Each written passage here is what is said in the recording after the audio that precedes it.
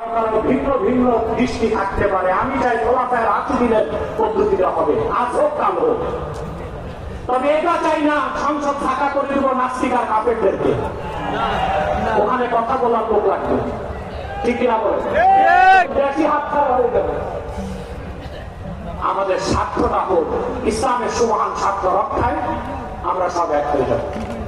কার গোল টুপি কার লম্বা টুপি এটা দেখবো না, কে আলিয়া কে কওমি এটা দেখবো না। মুসলমানদের মৌলিক দাবিগুলো আদায় করতে হবে বাংলাদেশে। আদায় হচ্ছে সুদীর্ঘ 50 বছরের দেশ স্বাধীনের পর থেকে আজ পর্যন্ত যারাই ক্ষমতায় গিয়েছে মুসলমান